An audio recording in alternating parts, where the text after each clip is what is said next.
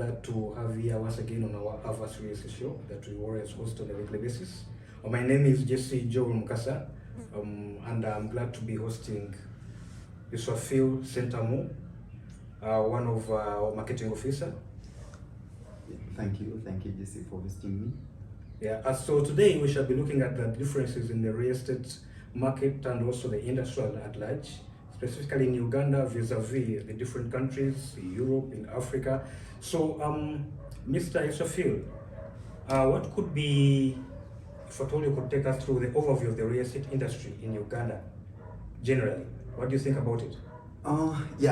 Thank you, Jesse. The overview of the real estate market in Uganda, basically, if I can briefly talk about it, I would say that the real estate market in Uganda has been experiencing significant growth in recent years. One of the key trends is the increased demand of housing driven by the population growth, and of course I cannot miss out the urbanization that is happening in Uganda.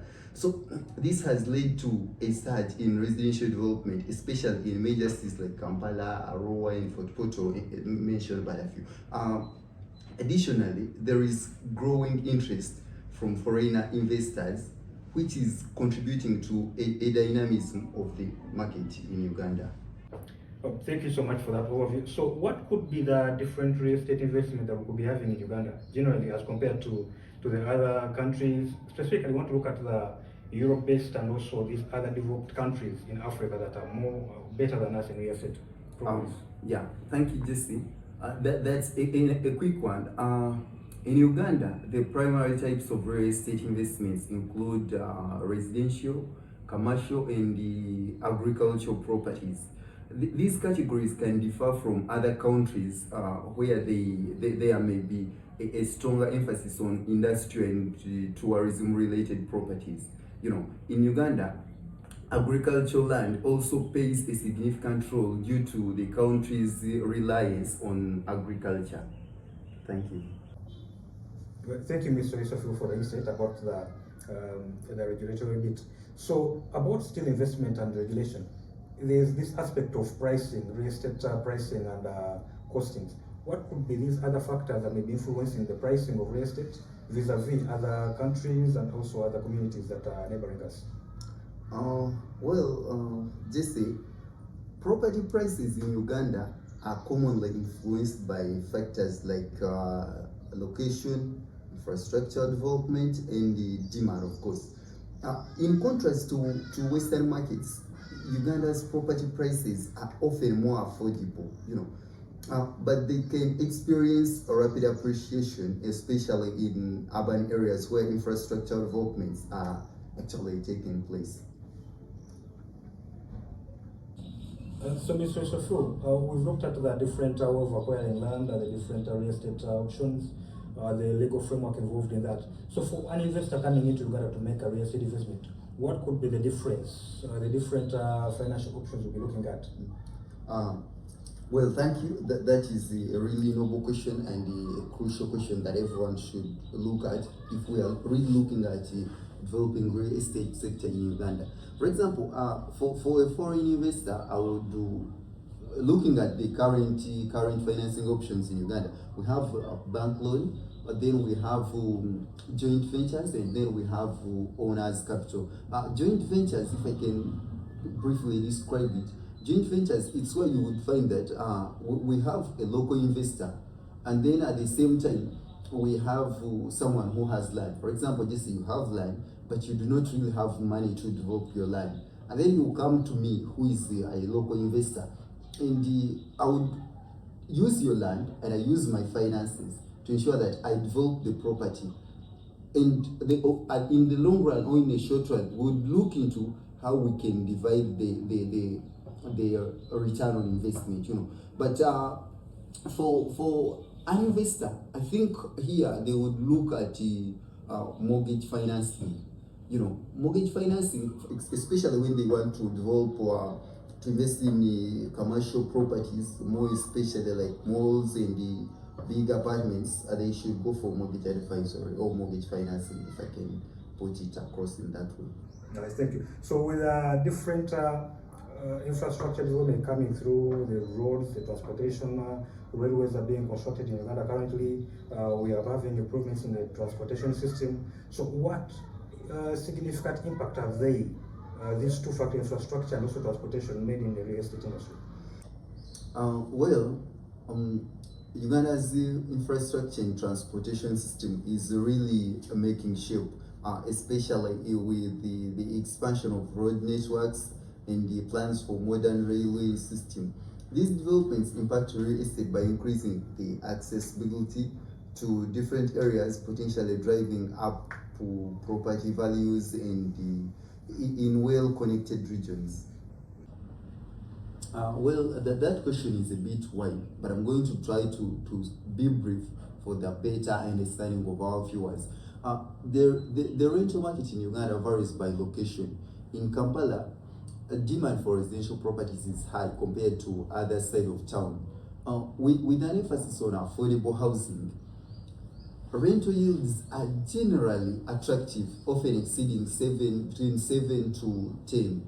In contrast, commercial real estate, particularly office spaces, if I can mention, can also yield good returns. Rental demand varies seasonally, with university towns experiencing increased demand during the academic terms compared to some other markets. The rental yields in Uganda can relatively be higher, but it is important to conduct a location-specific analysis, if I can. Well, so thank you, Mr. Shafu. Lastly, as we're coming to the closure of our session, what advice can you give to any real estate investor or real estate professional that would like to make an investment in real estate in Uganda? Well, this question is also a bit broad. I'm going to try the fact that you've said final. So I'm going to try to broaden it a bit. Well, for foreign investors or real estate professionals looking to enter Ugandan market, it's essential to know the following. Local partnerships, if I can say. You need to collaborate with local experts, including legal advisors, real estate agents, and of course the developers, to navigate the unique challenges of the market. Then secondly, market research. You need to conduct a thorough market research and due diligence, focusing on location-specific factors and the potential risks. Then the next one, I would talk of legal understanding. Legal understanding, you need to understand the legal and regulatory landscape, especially land tenure systems, and consider investing in title insurance. Well, then I would also talk of a long-term perspective. For example, you need to adopt a long-term perspective. As the real estate investments in Uganda may require patience and persistence, if I can be actual. And then maybe the next point I would talk of diversification. You need to diversify investments across different regions or sectors to spread the risk. Then maybe lastly, but not least, I will talk of sustainability. You need to embrace the sustainability and green building practices, as this can be a competitive advantage and align with global trends. Then maybe the last point here, if I can talk of the last, which I didn't want to skip, it would be political stability. You really need to, if you're a prospective real estate or any real estate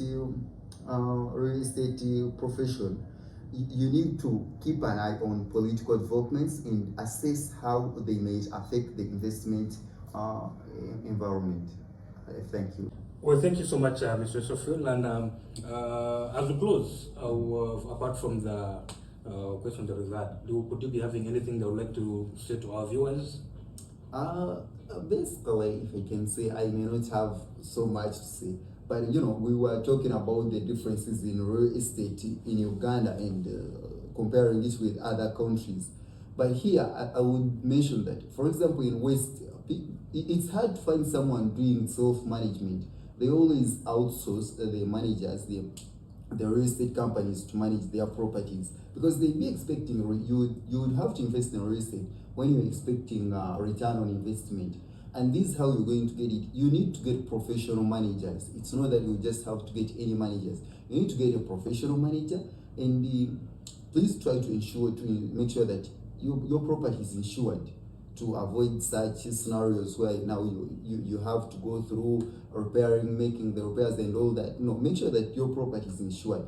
And before that, make thorough due diligence and do feasibility study. Do feasibility study before you invest in a property or you invest in real estate. And all these services that I'm talking about, Avats Housing Limited does all that. We do feasibility study, we do property management, we do even mortgage advisory in case you need assistance on how you can invest in how to get finances. You can please reach out to us, to Avats. We can really advise you how to get finances. And on top of that, I'm talking about the company that has been in existence for the last 17 years. These are the best professional managers that you would find in Uganda. Yeah, basically that's what I can talk about. Thank you so much, and thank you our viewers. That's what we had for today. I always encourage you to subscribe to our YouTube channels to have to always be notified of such videos coming up, to at least to give an enlightenment on the real estate industry in Uganda, and also to encourage and educate more people who would like to make an investment in real estate. Thank you so much. Great thanks to my colleague, Mr. Sofu Sentamu, Avats Housing Limited, and also Mr. Ismail Mugisha on the cameras. Thank you so much. God bless you all.